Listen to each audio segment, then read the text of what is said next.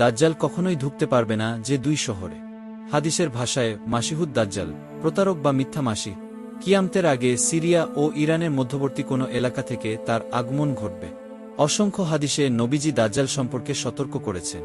হযরত আব্দুল্লাহ ইবন উমাররা বলেন, রাসূলুল্লাহ দাজ্জাল সম্পর্কে সতর্ক করে বলেন, আমি তোমাদেরকে তার বিষয়ে সতর্ক করছি। প্রত্যেক নবী তার জাতিকে দাজ্জালের বিষয়ে সতর্ক করেছেন, তবে পূর্ববর্তী কোনো নবী তার জাতিকে যে কথা বলেননি আমি তোমাদেরকে সে কথা বলছি। তোমরা জেনে রাখ, দাজ্জাল কানা, একটি চক্ষু নষ্ট, আর আল্লাহ কানা নন। বুখারী 2607, মুসলিম 2245-169। হযরত আবু হুরায়রা বলেন, রাসূলুল্লাহ বলেন, আমি তোমাদেরকে দাজ্জালের বিষয়ে একটি কথা বলবো যা কোনো নবী তার জাতিকে বলেননি, তা হলো দাজ্জাল কানা। আর সে তার সাথে জান্নাত ও জাহান্নামের নমুনা নিয়ে আসবে। যাকে সে জান্নাত বলবে সেটিই জাহান্নাম। মুসলিম 4-2250। দাজ্জাল কোথা থেকে বের হবে? কিয়ামতের পূর্বে দাজ্জালের আবির্ভাব ঘটবে। দাজ্জাল নিজেকে প্রভু দাবি করবে। যারা তার প্রভুত্ব বিশ্বাস করতে চাইবে না, তাদের সামনে নানা কৌশল অবলম্বন করবে।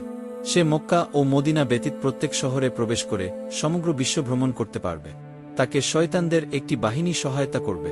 তা সত্ত্বেও সবচেয়ে নির্ভরযোগ্য সমর্থক হবে ইহুদিরা, যাদের কাছে তিনি ঈশ্বরের অবতার বলে বিবেচিত হবে। দাজ্জাল অলৌকিক কাজ করতে সক্ষম হবে, যেমন অসুস্থদের নিরাময় করা, মৃতদেরকে জীবিত করা, যদিও কেবলমাত্র যখন তার শয়তান অনুসারীদের মাধ্যমে সমর্থিত মনে করবে।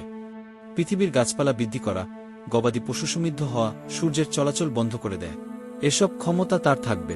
কিয়ামতের আগে সিরিয়া ও ইরানের মধ্যবর্তী কোনো এলাকা থেকে তার আগমন ঘটবে। পৃথিবীর সকল শহরে সে নিমিষেই যাতায়াত করতে পারলেও দুটি শহরে কখনো প্রবেশ করতে পারবে না। হযরত আনাস ইবনে মালিকরা থেকে বর্ণিত, রাসূলুল্লাহ বলেন, এমন কোনো শহর নেই যেখানে দাজ্জাল প্রবেশ করবে না, তবে মক্কা মুকাররমা ও মদিনা মুনাওয়ারা ছাড়া। কেননা মক্কা ও মদিনার প্রতিটি প্রবেশপথে ফেরেশতারা সারিবদ্ধভাবে পাহারারত থাকবে। তারপর মদিনা শরীফ 3 বার ভূমিকম্পে কেঁপে উঠবে। এতে সেখান থেকে সব কাফের ও মুনাফিক বের হয়ে যাবে। বুখারী 1881। হযরত আবু বকরারা থেকে বর্ণিত, রাসূলুল্লাহ বলেন, মদিনা মুনাওয়ারায় মাসিহ দাজ্জালের প্রভাব পড়বে না। তখন তার 7টি প্রবেশপথ থাকবে, প্রত্যেক প্রবেশপথে 2 জন করে ফেরেশতা পাহারারত থাকবেন। বুখারী 1879। হযরত আবু সাঈদ খুদরীরা থেকে বর্ণিত, তিনি বলেন, একবার রাসূলুল্লাহ আমাদের দাজ্জাল সম্পর্কে দীর্ঘ বর্ণনা দেন। তাতে এ কথাও বলেন যে মদিনার প্রবেশপথে দাজ্জালের প্রবেশ নিষিদ্ধ থাকবে। সেদিন একজন মানুষ যে শ্রেষ্ঠ মানুষদের অন্তর্ভুক্ত হবে, সে দাজ্জালের কাছে গিয়ে বলবে, আমি সাক্ষ্য দিচ্ছি যে তুমি ওই দাজ্জাল যার ব্যাপারে আমাদের রাসূলুল্লাহ সাবধান করেছে। দাজ্জাল তার সঙ্গীদের বলবে, আমি যদি তাকে হত্যা করে আবার জীবিত করতে পারি, তবে কি তোমরা আমার প্রভুত্বে সন্দেহ করবে? তারা বলবে, না। তখন সে ওই ব্যক্তিকে হত্যা করে আবার জীবিত করবে। ওই ব্যক্তি বলবে, আল্লাহর কসম, আমি এখন আরও নিশ্চিত হলাম যে তুমি দাজ্জাল। তখন দাজ্জাল বলবে, তাকে আমি হত্যা করব, কিন্তু সে আর তাকে হত্যা করতে সক্ষম হবে না। বুখারী 1882।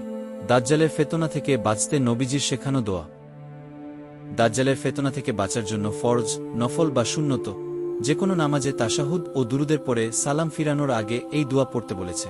আল্লাহুম্মা ইন্নী আউযুবিকা মিন আয়াবিল কাবরি ওয়া মিন আয়াবি জাহান্নাম ওয়া মিন ফিতনাতিল মাহিয়া ওয়াল মামাতি ওয়া মিন শাররি ফিতনাতিল মাসিহিদ দাজ্জাল।